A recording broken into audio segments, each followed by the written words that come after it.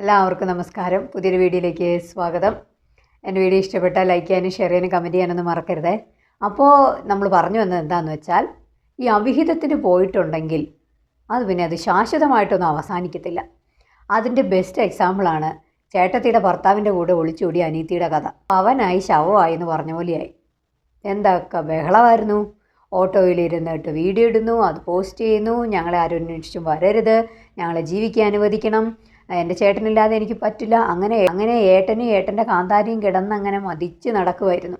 ഇപ്പം എന്ത് പറ്റി? കാശില്ല, ഒന്നുമില്ല കയ്യിൽ. എന്തിനേറെ പറയുന്നു, വണ്ടിക്കൂലിക്ക് പോലും കാശില്ലാത്ത ഒരുത്തൻ്റെ കൂടെയായിരുന്നു നീ പെങ്കൊച്ച് പോയത്. അതുമല്ല, അവളുടെ സാലറി കിട്ടാൻ വേണ്ടി വെയിറ്റ് ചെയ്തിരുന്നിട്ടും സാലറിയും കിട്ടിയില്ല.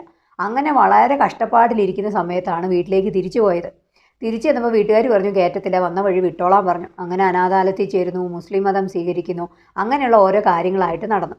ഇപ്പോഴാണ്ടേ മൂഞ്ചിത്തെറ്റി വീട്ടിലെത്തി. ഇതുപോലുള്ള കാര്യങ്ങളൊക്കെ ചെയ്യാൻ താല്പര്യപ്പെട്ടിരിക്കുന്നവരാരെങ്കിലും ഉണ്ടെങ്കിൽ ദൈവത്തെ ഓർത്ത് മനസ്സിൽ നിന്ന് കളഞ്ഞേരട്ടോ. അങ്ങനത്തെ കാര്യങ്ങളൊക്കെ വെറുതെ എന്തിനാണ് ജീവിതം കുളം തോണ്ടണേ? എല്ലാം ആലോചിച്ച് കണ്ട് തനിക്ക് പറ്റിയ ഒരാളെ കണ്ടെത്തി ജീവിക്കുക. അല്ലാതെ ചേട്ടത്തിയുടെ ഭർത്താവിനെയും കൊണ്ടോ അനീതിയുടെ ഭർത്താവിനെയും കൊണ്ടോ ബന്ധുക്കളുടെ ഭർത്താവിനെയും കൊണ്ടൊന്നും പോകേണ്ട കാര്യമൊന്നുമില്ല.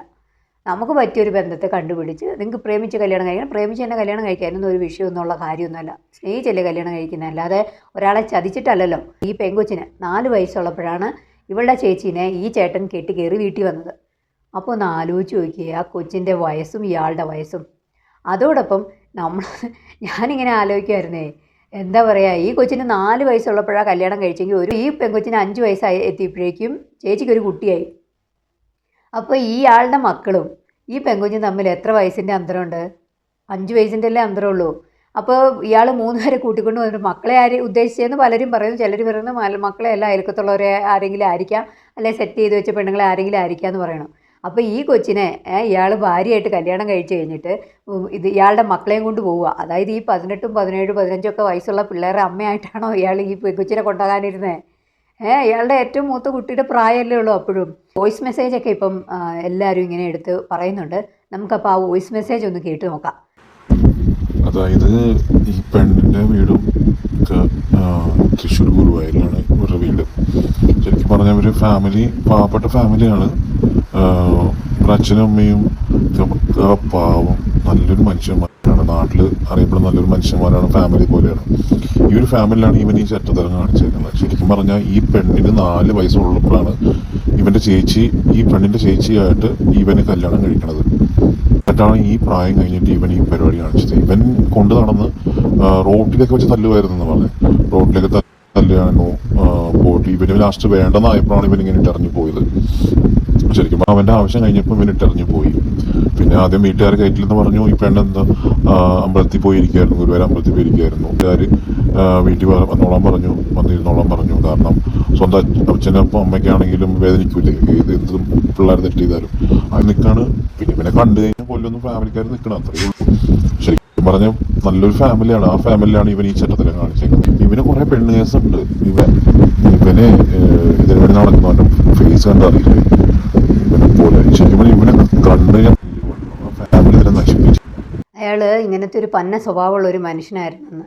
അയാൾക്ക് ഒരുപാട് പല സ്ത്രീകളുമായിട്ട് പല ബന്ധമുണ്ട്. അതുമല്ല ഈ പെങ്കൊച്ചിനെ റോട്ടിലിട്ടൊക്കെ തല്ലിയെന്ന്. എന്താണ് ഇവൻ?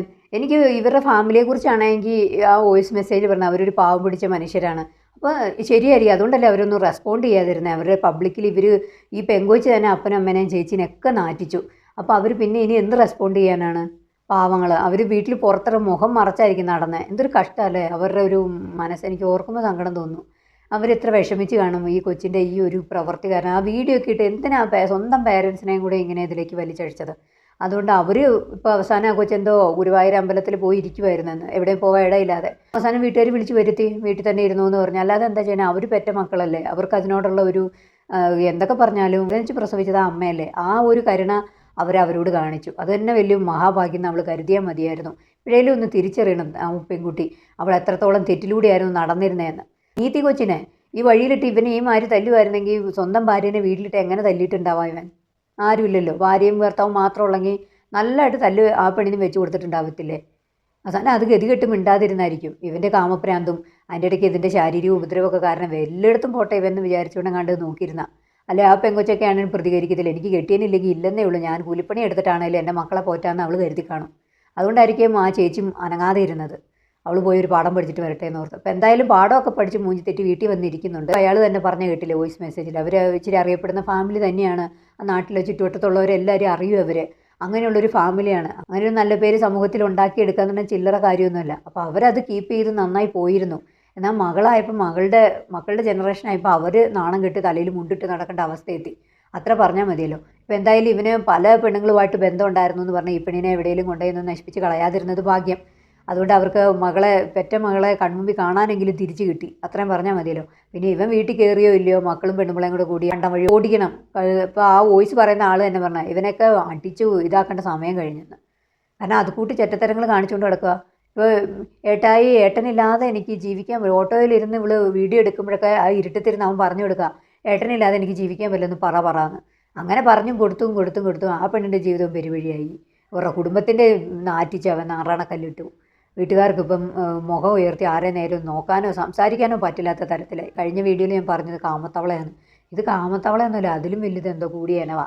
അവന് 1 2 ഒന്നും പറ്റത്തില്ല. ഭാര്യയും പറ്റില്ല വന്നു, അനീത്തിനെ ആക്കി, അതും കഴിഞ്ഞ് നാട്ടിലെ പെണ്ണുങ്ങളെ ആക്കി. ഇവൻ എന്തിൻ്റെ കേടാ ഇവന്? ഇതൊക്കെ വന്ധീകരണം ചെയ്യണമെന്നായിരുന്നു ഞാൻ പറയണത്. പെങ്കൊച്ചിന് 4 വയസ്സുള്ളപ്പോഴാ ചേച്ചി കല്യാണം കഴിച്ച് വന്നതെന്ന് നമ്മൾ മനസ്സിലാക്കിയല്ലോ. അപ്പം ഞാൻ ചോദിക്കണേ കേൾക്ക്, അപ്പം ഈ പെങ്കൊച്ചുമായിട്ട് ഇവന് ഈ പലതരത്തിലുള്ള ബന്ധങ്ങൾ ഉണ്ടായിട്ടുണ്ടാവാം. ഇവനൊക്കെ വേറെ വല്ല കേസായി മാറും എൻ്റെ തലയിൽ. പെങ്കൊച്ചിനെ അത്ര ചെറുപ്പത്തിലേ ചിലപ്പോൾ അവൻ ഇതാക്കാൻ തുടങ്ങിയിട്ടുണ്ടാവും, ആർക്കറിയാം. അല്ലെ പിന്നെ ഈ പെണ്ണ് എൻ്റെ ഏട്ടായിനെ എനിക്ക് മതി, ഞങ്ങൾ വർഷങ്ങളായിട്ടുള്ള പ്രേമാന്നൊക്കെ പറയുമോ? അവൾക്ക് 22 വയസ്സുണ്ട്. അവൾക്കൊരു 10 15 വയസ്സുള്ളപ്പോൾ ഇയാളോട് പ്രേമം തുടങ്ങി ശരിയാ അവൾ പറയുന്നത്. ഏട്ടായിയോട് എനിക്ക് വർഷങ്ങളായിട്ടുള്ള പ്രേമാന്ന് പറയുമ്പോൾ ശരിയാ. അപ്പോൾ അവൻ ആ സമയത്തൊക്കെ ഈ കൊച്ചിനെ ചിലപ്പോൾ ഉപയോഗിച്ചിരുന്നിരിക്കാം. അതുകൊണ്ടായിരിക്കും ഈ പെങ്കൊച്ചു ഇപ്പോൾ പറയണത് എനിക്ക് ഏട്ടായി ഇല്ലാതെ പറ്റൂല എന്ന്. അപ്പോൾ അവൻ്റെ കയ്യിൽ നിന്ന് നല്ല തല്ലും കിട്ടി, അവൻ്റെ തനി കുണവും അറിഞ്ഞ് ഇപ്പോൾ വീട്ടിൽ വന്ന് ഇരിക്കുവാണ് പെങ്കൊച്ച്. നാട്ടുകാരെ മുമ്പിൽ അപ്പനും അമ്മേനെയും സഹോദരങ്ങളെല്ലാം നാണം കെടുത്തി. ഇപ്പോൾ അവൾക്ക് സമാധാനമായി. എന്തായാലും നിങ്ങളുടെ അഭിപ്രായങ്ങളും നിർദ്ദേശങ്ങളും കമൻറ്റ് രൂപേണ അറിയിക്കുക. മറ്റൊരു വീഡിയോയിലൂടെ കാണാം. ബൈ.